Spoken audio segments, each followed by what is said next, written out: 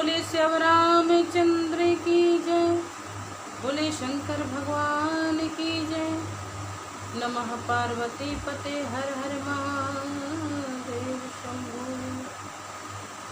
गजाननं भूतगणाधिसेवितं कपित्तजम्बूफलचारुभक्षणम् उमासुतं शोकविनाशकारिकं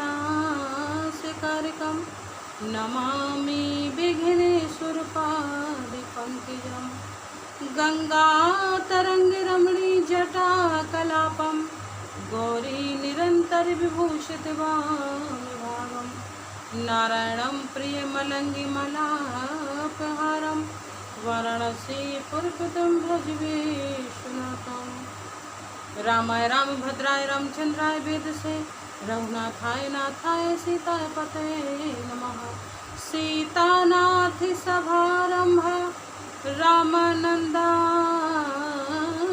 च मध्यमा अस्मदाचार्यपर्यन्ता वन्दे श्रीगुरुपरम्परा। लेत सदा सुध दीन की सहज दया के धाम, जननी जन इस जीव की सो श्री सीताराम। प्रेम से बोले श्याम रामचंद्र की जय। लगन तुमसे लगा बैठे,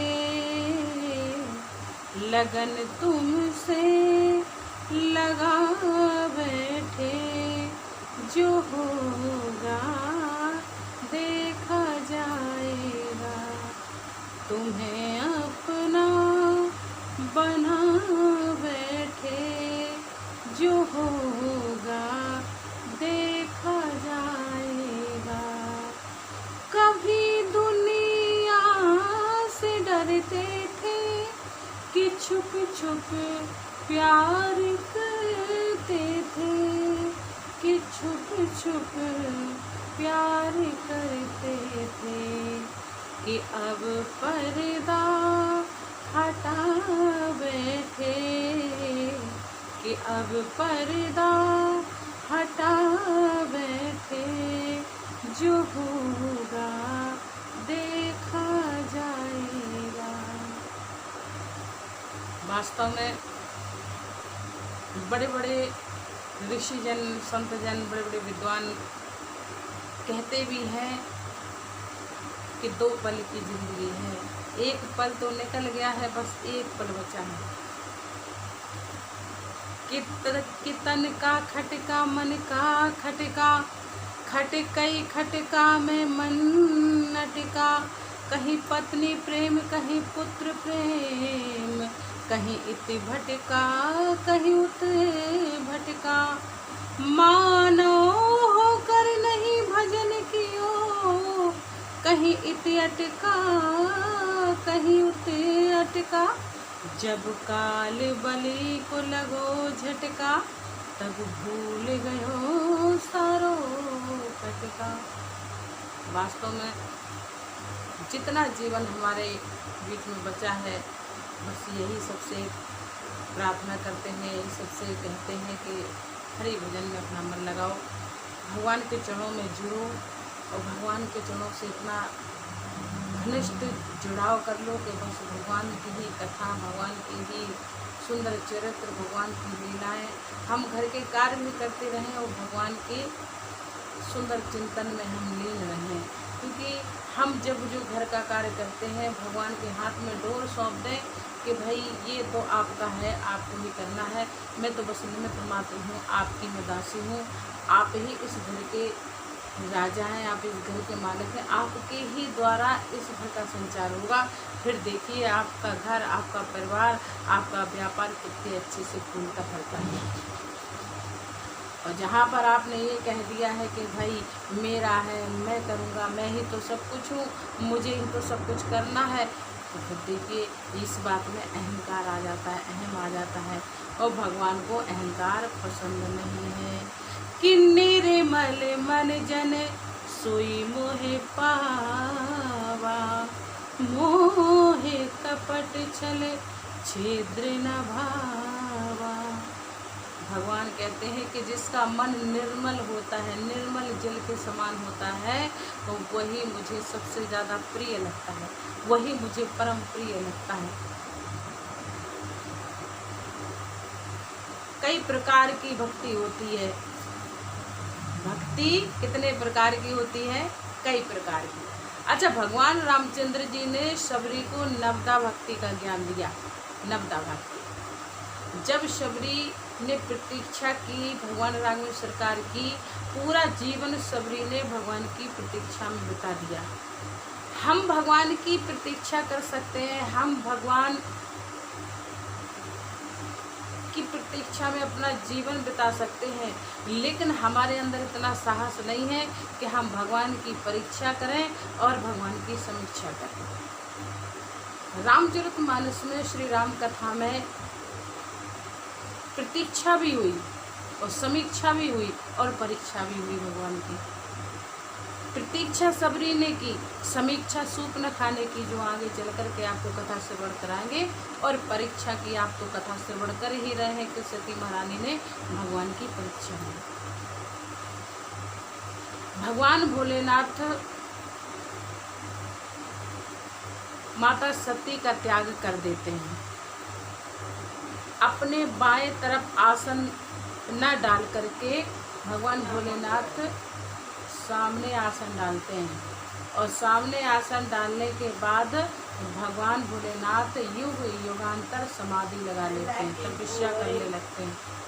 और जब तपस्या करने के लिए ध्यान अस्त हो जाते हैं, तब ध्यान में मग्न हो जाते हैं प्रभु की, तो उस समय आकाश में विमान उड़ते हुए दिखाई देते हैं। सती महारानी ने ऊपर आकाश में उड़ते हुए विमानों को देखा, बड़ा सुंदर, सभी देवता आकाश में विमानों में बैठे हुए चले जा रहे हैं। सती महारानी ने जब देखा तो उस समय सती महारानी ने भगवान भोलेनाथ को ध्यान से जगाने का प्रयास किया। भगवान भोलेनाथ जब ध्यानस्थ होते हैं तो भगवान श्री राम का नाम लेकर के ध्यान मग्न हो जाते हैं, और जब उठते हैं जागते हैं तो भी भगवान राम का नाम लेकर के ही जागते हैं।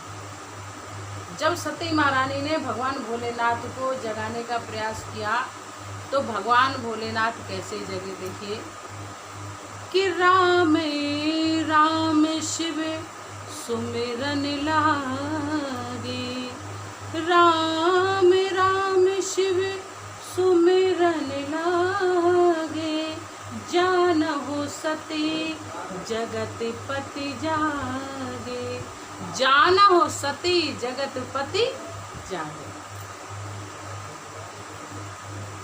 भगवान राम का नाम लेकर के भोले बाबा जैसे ही जागे तो सती महारानी ने पूछा कि प्रभु ये आकाश में विमान उड़ते हुए जा रहे हैं, कहाँ जा रहे हैं?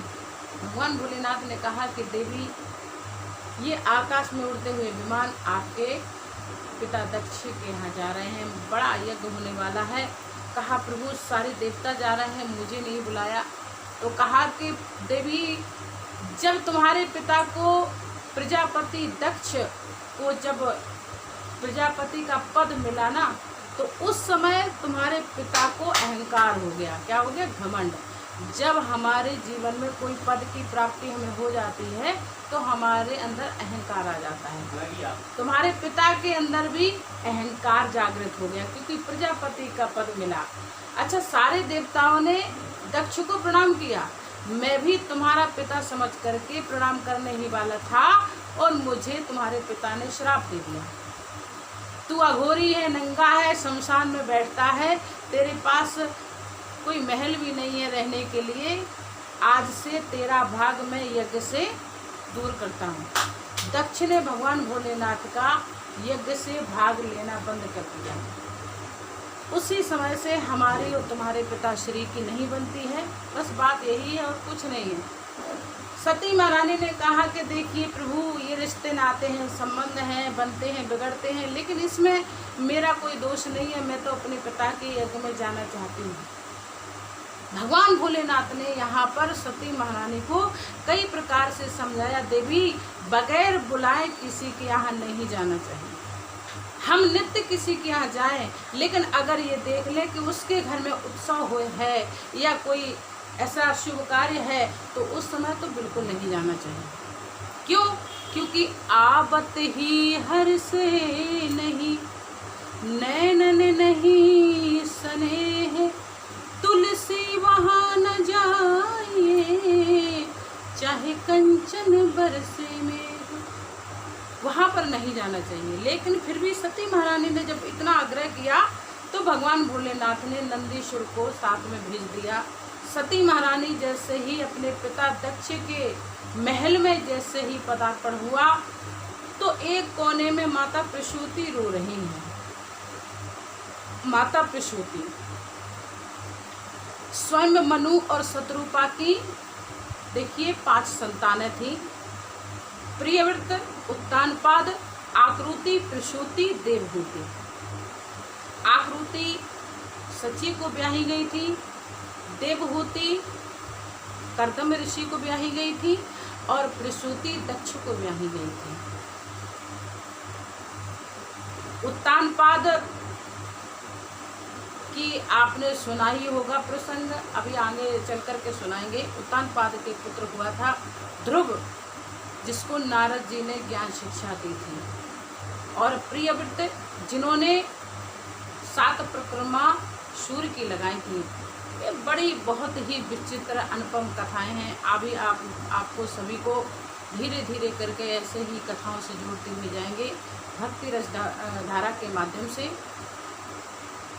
तो इस समय भगवान भोलेनाथ ने नंदीश्वर के साथ में सती महारानी को भेज दिया। अब देखिए यहाँ पर सती महारानी जैसे ही पहुंची तो माता प्रसूति एक कोने में रो रही हैं कि सारी मेरी बहनें, सारी मेरी बेटियां आ गई हैं, सती की सारी बहनें आ गई हैं, लेकिन मेरी पुत्री सती नहीं आई, मेरी लाडली सती नहीं आई, मेरी छोटी पुत्री सती नहीं आई है। उस समय जब सती महारानी को बहनों ने आते हुए देखा तो व्यंग्य कसने लगी, उपहास करने लगी, अरे सती तुम्हें सैनिक ने भेजा, देखिए सैनिक तुम्हारे पास गया होगा तुम्हें लेने के लिए, या आमंत्रण का जो पत्र है वो हमारे पिता ने तुम्हें भेजा होगा। कई प्रकार से यहाँ पर वार्तालाप होने लगा। सभी बहनों ने कहा कि तुम्हारा घर है सती, अरे क्या हुआ अगर सैनिक नहीं गया, क्या हुआ पत्र नहीं गया, अरे जब चाहे चली आओ, जब चाहे आ जाओ, तुम्हारा ही तो घर है। ऐसे उपहास वाले व्यंग सुन करके सती महारानी को थोड़ा दुख हुआ, आंखों में अश्रु भी बहने लगे।